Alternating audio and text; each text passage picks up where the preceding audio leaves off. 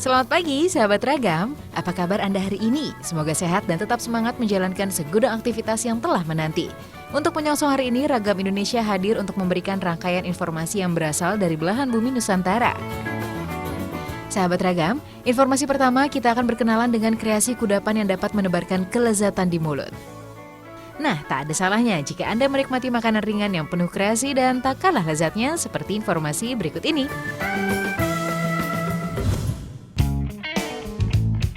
Sahabat, Anda kenal dengan tumbuhan ini? Ya, bayam, merupakan sayuran yang sering kita konsumsi. Selain dikonsumsi sebagai sayur, bayam ini dapat dikreasikan untuk menjadi bahan utama mie. Maka jadilah mie bayam. Pada saat memanen, cabut bayam yang berwarna hijau segar. Pilih jangan yang terlalu tua dan jangan juga yang masih muda. Jika terlalu tua, warna hijaunya sudah memudar. Jika masih muda, bayamnya masih terlalu kecil. Bayam yang sudah dipanen adalah bayam yang sudah berusia sekitar 30 hari. Selanjutnya, bayam yang sudah dipanen ini dibawa ke tempat pengolahan bayamnya. Untuk mengolahnya, pilih hanya daun bayamnya saja ya. Gizi bayam terdapat pada klorofil. Klorofil adalah zat yang terkandung pada daun dan bagus untuk tubuh kita sebagai pembuang racun akibat polusi. Jika bayam sudah terkumpul, sekarang saatnya cuci dengan air yang mengalir agar kotoran yang melekat di sayur juga ikut lepas. Bayam sudah bersih, saatnya bayam untuk direbus.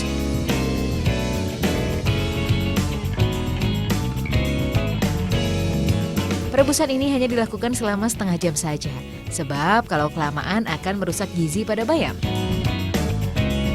Selanjutnya masukkan bayam ke dalam blender untuk dihaluskan.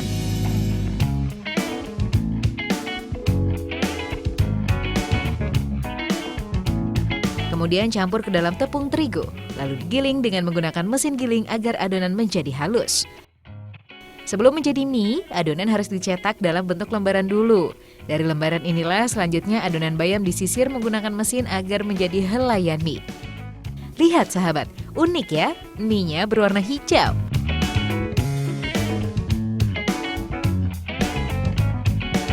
Mie bayam ini belum matang. Harus dikukus lagi selama 25 menit.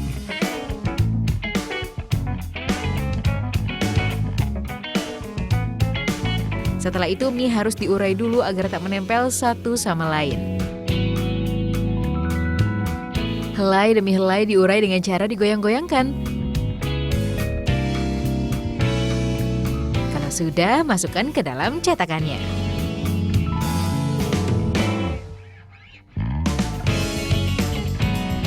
Nah sahabat, karena masih basah, masukkan mie beserta cetakannya ke dalam oven dengan temperatur 80 derajat Celcius agar kering selama kurang lebih 4 jam. Mie bayam pun sudah siap dikonsumsi. Rasanya sangat gurih dan begitu nikmat, mantap dan yummy.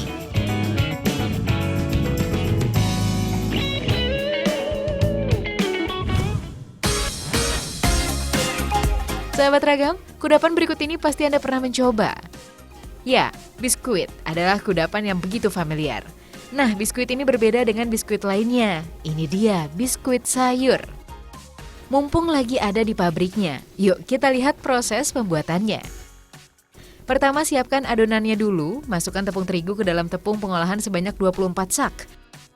Tepung sebanyak itu digunakan untuk membuat ratusan biskuit loh. Nah, biar tambah halus, saring tepungnya melalui corong saring ini. Lalu masukkan minyak sawit dan 165 liter air agar adonan lebih padat. Masih tahap campur-mencampur, tambahkan bahan pengembang dan bumbu penyedap agar rasa biskuit lebih enak.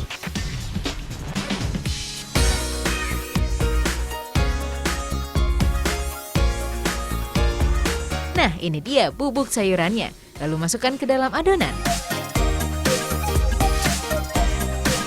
Terakhir, masukkan mentega baloknya agar lebih mengembang. Aduk semua bahan menjadi satu ke dalam mixer.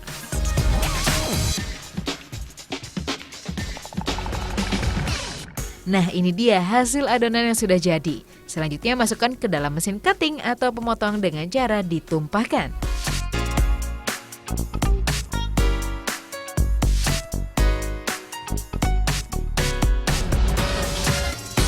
Setelah proses cutting, masuk ke proses laminating. Ini bukan laminating kertas loh, tapi untuk menipiskan adonan yang telah terpotong tadi hingga berlapis-lapis. Di proses ini, tambahkan tepung sedikit demi sedikit agar adonan tidak lengket. Adonan sudah semakin tipis. Jika sudah begini, adonan sudah bisa dicetak. Sisa cetak adonannya mirip seperti jaring laba-laba ya. Oh iya, sisanya ini bisa diproses lagi loh, jadi tak ada adonan yang terbuang. Sekarang tinggal masukkan ke oven agar biskuitnya matang. Jika biskuit sudah berubah warna menjadi coklat, berarti biskuit sudah hampir matang.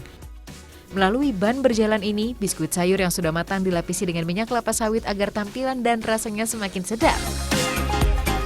Alhasil, biskuit pun jadi mengkilap. Dan biskuit sayur pun sudah matang. Harum sekali biskuit ini. Terakhir, proses packing. Masukkan biskuit sayur ke dalam wadah kecil. Proses pemasukannya masih secara manual. Masukkan dengan rapi lalu bungkus kumpulan biskuit dalam wadah ini. Dan tutup menggunakan mesin otomatis. Biskuit sayur siap dimasukkan ke dus. Satu dus berisi 24 bungkus biskuit. Nah, biskuit inilah yang siap didistribusikan ke supermarket dan warung-warung.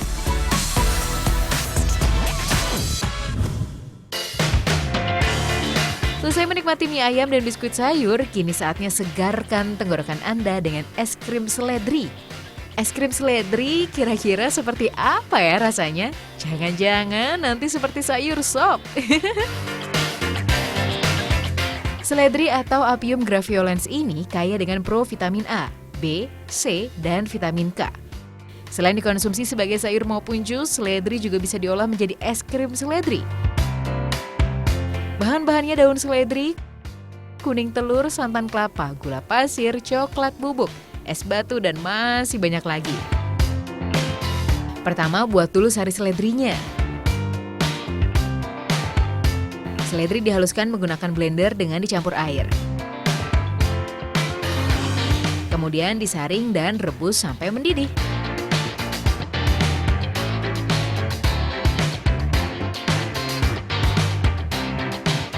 Selanjutnya buat campuran bahan yang lain. Campur kuning telur, tepung terigu, dan mentega. Campurnya harus rata supaya tak ada gumpalan-gumpalan. Namanya saja es krim, jadi harus lembut dan creamy. Sahabat Ragam, agar bau laung seledrinya tak terasa, tambahkan aroma dan rasa kesukaan kita. Bisa aroma buah atau coklat.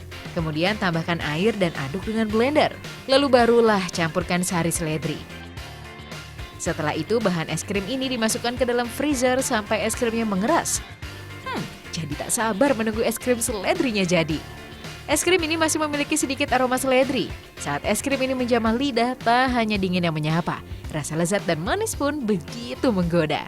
Anda tertarik? Silakan mencobanya.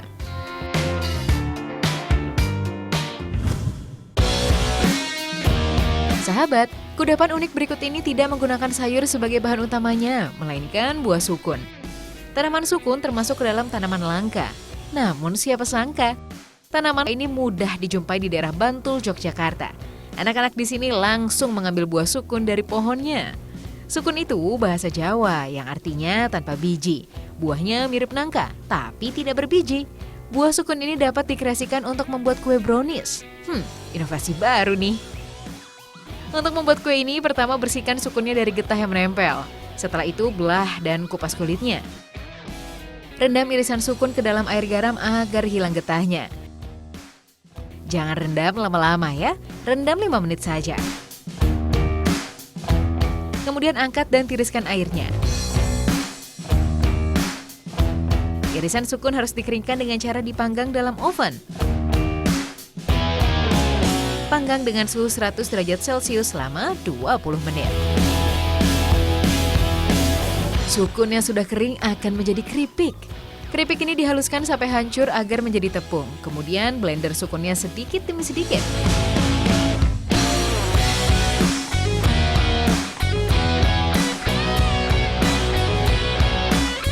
Kalau sudah, harus diayak agar menjadi lebih halus, jadi seperti bubuk merica. Nah, kini tinggal proses pembuatan browniesnya. Masukkan telur ke dalam mixer, kemudian campurkan gula dan bubuk pengembang. Aduk hingga merata, lalu masukkan tepung sukunnya. Selanjutnya masukkan tepung terigu, coklat serut, dan coklat bubuk. Aduk semuanya sampai rata.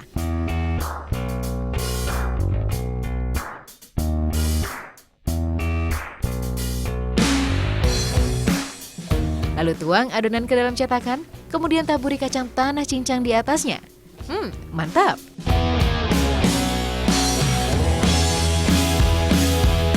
Lalu adonan brownies ini siap dipanggang.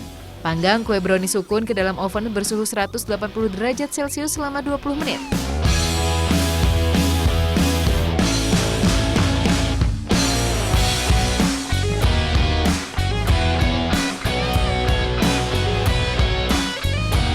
Nah, ini dia kue brownies sukun Yogyakarta. Ayo diserbu. Enak dan manis rasanya. Sahabat, jika Anda ingin menikmati kue ini, Anda dapat membelinya di Sukrilicious di Jalan Kusuma, Gang Buntu nomor 817, Baciro, Gondokusuman, Yogyakarta.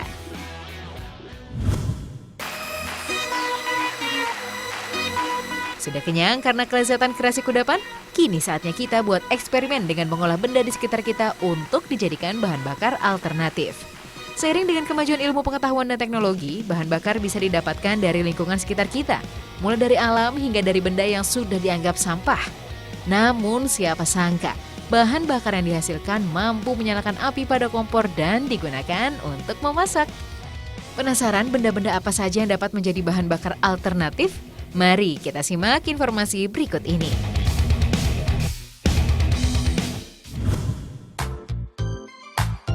Sahabat Ragam, eceng gondok adalah salah satu jenis tumbuhan air yang mengapung. Tumbuhan ini banyak diambil bukan untuk dijadikan tanaman hias, melainkan menjadi sumber bahan bakar berupa biogas. Untuk membuat biogas eceng gondok, pertama-tama eceng gondok dipotong tipis-tipis. Eceng gondok yang sudah dipotong dimasukkan ke dalam wadah atau ember. Sekarang satu wadah potongan eceng gondok akan dicampur dengan satu wadah berisi air. Selanjutnya, masukkan eceng gondok dan air ke dalam tabung atau drum yang berfungsi sebagai tabung reaktor. Di tabung ini, campuran eceng gondok dan air disimpan selama kurang lebih 8 hingga 10 hari. Setelah membusuk, campuran eceng gondok dan air akan mengeluarkan gas. Nah, selanjutnya gas akan melewati selang-selang dan masuk ke dalam plastik penyimpanan gas. Alhasil, plastik pun mengembang. Supaya gas yang dikeluarkan stabil, plastik penyimpanan gas ditimpa dengan barang yang lebih berat. Wah, kelihatannya biogas eceng gondok sudah siap. Sekarang kita coba untuk menghidupkan kompor gasnya. Alhasil, apinya menyala. Bahan bakar yang penuh inovasi, bukan?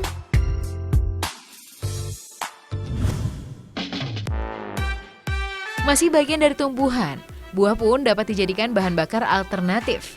Sahabat Ragam, nanas biasanya enak dibuat menjadi minuman sari buah.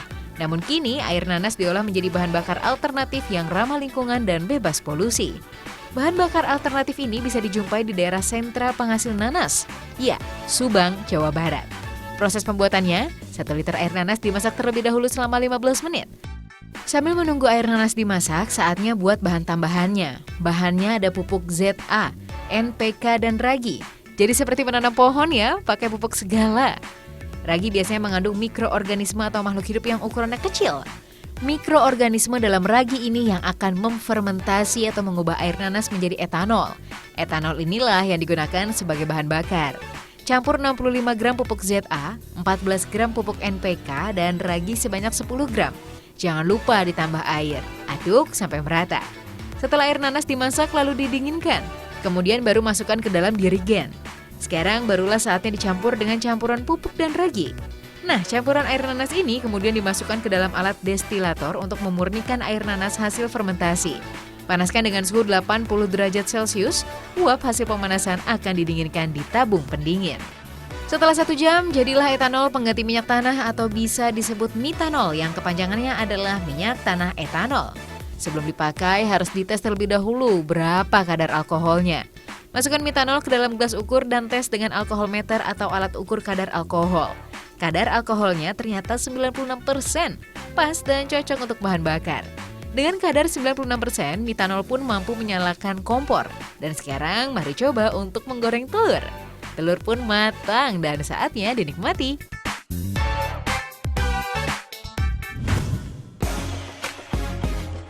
Tak hanya bagian dari tumbuhan yang digunakan sebagai sumber bahan bakar alternatif, sampah pun dapat memiliki nilai dengan dimanfaatkan menjadi sumber bahan bakar alternatif. Pembuatan briket dari sampah organik ini berada di daerah Pleret, Bantul, Yogyakarta. Sampah organik akan disulap menjadi bahan bakar briket. Sampah organik tak boleh bercampur dengan plastik dan kaca. Untuk mengubah menjadi bahan bakar, proses awal sampah organik harus dipanaskan dalam tong sampai menjadi arang. Selama pemanasan berlangsung, tong ditutup. Asap akan keluar dari cerobong pada tutup tong. Pembakaran ini disebut pirolisis. Proses ini adalah proses awal untuk membuat bahan bakar briket, pengganti minyak tanah ataupun gas. Jika asap sudah habis, lubang cerobong harus ditutup agar pembakaran tak menjadi abu. Pirolisis sudah membentuk arang, kemudian tuang arang ke lantai. Cek apakah masih kasar atau sudah halus. Penuangan juga memudahkan untuk memindahkan arang ke mesin giling. Masukkan arang ke mesin giling untuk dihancurkan agar tambah halus. Arang pun sudah lebih halus dari sebelumnya. Selanjutnya campur arang dengan tepung kanji sebagai perekat, aduk hingga rata. Jangan lupa tambahkan 1 liter air agar mengaduknya lebih mudah. Setelah tercampur, masukkan adonan arang ke dalam pipa kecil sambil diketuk-ketuk palu. Selanjutnya keluarkan kembali adonan hingga terbentuk briket lonjong. Pencetakan briket juga bisa menggunakan mesin loh. Mesin pencetak briket digunakan untuk jumlah besar karena sering dimanfaatkan untuk industri besar. Sedangkan pencetakan briket manual hanya untuk keperluan rumah tangga. Sekarang jemur briket selama 1 hari sampai kering. Setelah kering, briket pun dapat dipakai untuk memasak telur. Sudah matang telur ceploknya dan saatnya makan.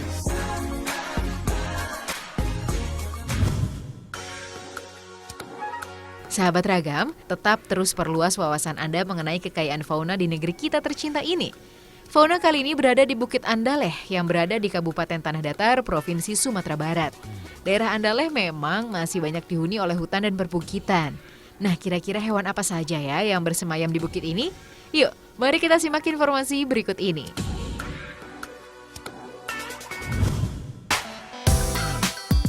Biawak hijau atau Varanus salvator adalah salah satu penghuni Bukit Andaleh. Biawak ini sangat betah tinggal di tepi sungai. Hewan ini termasuk ke dalam hewan kosmopolik, yaitu hewan yang cocok hidup di segala jenis tempat, baik itu di daratan tinggi ataupun di daratan rendah. Biawak hijau jalannya merangkak, sekilas jalannya seperti orang sumo ya. Lihat, perutnya saja sampai menyentuh tanah. Sahabat Ragam, biawak termasuk hewan yang pasif loh. Dalam mencari makan, dia hanya menunggu mangsanya lewat lalu menerkamnya. Bagian ekor ini adalah bagian senjata biawak untuk melumpuhkan lawannya. Dengan ekor ini biawak memukul lawannya. Makanya biawak paling marah kalau ekornya sampai keinjak. Biawak paling sensitif pada suara dan sentuhan. Kalau kepalanya ditegakkan, tandanya biawak sedang marah. Jangan sampai diganggu. Warna hijau pada biawak ini kusam karena dia mau ganti kulit. Dalam setahun, biawak bisa ganti kulit sebanyak 3-4 kali. Ketika berganti kulit, biawak menjadi pendiam dan sensitif. Diam-diam menghanyutkan ternyata.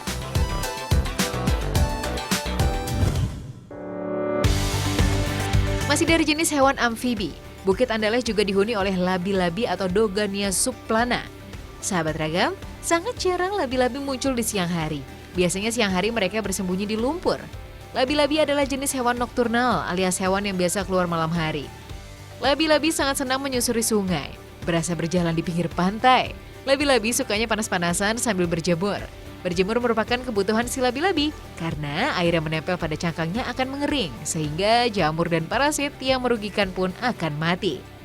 Jika tak berjemur justru labi-labi jadi mudah sakit karena cangkangnya dipenuhi jamur dan lumut. Cangkang labi-labi memang tak sekuat cangkang kura-kura. Cangkangnya sedikit lebih rapuh dan lebih lunak dari kura-kura. Nah, cangkang inilah yang membedakan kura-kura dengan labi-labi. Sesekali labi-labi juga suka berendam, biasanya dia berendam saat cuaca dingin. Sahabat Ragam, labi-labi bahkan bisa sampai tak makan loh selama berhibernasi di air. Benar-benar kebalikan dari biawak. Sayangnya masyarakat di sini belum banyak yang membudidayakannya.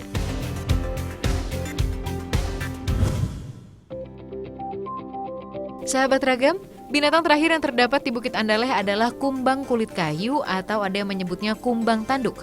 Namanya saja kumbang kulit kayu. Kumbang ini memang hidup di pohon dan makanannya kulit pohon. Setelah menghabiskan kulit kayu di satu pohon, kumbang ini akan berpindah dari satu pohon ke pohon lainnya. Saat berpindah ke pohon lain, kumbang ini akan terbang. Sahabat Ragam, sayap kumbang ini letaknya memang tersembunyi. Bahkan sepintas kumbang ini tak terlihat memiliki sayap. Kalau jenis yang bertanduk ini adalah jenis kumbang jantan. Kalau yang bertanduk adalah jenis kumbang betina. Tanduk kumbang ini keras loh, karena itu adalah senjata si kumbang untuk melindungi dirinya dari serangan musuh. Selain itu, tanduk ini berfungsi untuk mencapit kulit pohon saat kumbang jalan di kulit pohon. Makanya kumbang tenang-tenang saja merayap sampai atas pohon. Meski tanduk kumbang ini sangat keras, tanduknya tak beracun. 3 pasang kaki kumbang juga sama kerasnya dengan tanduknya. Kaki yang kokoh ini membantunya untuk menempel secara lebih pasti jika berjalan di kulit pohon. Benar-benar kumbang yang menarik ya, sahabat Ragam.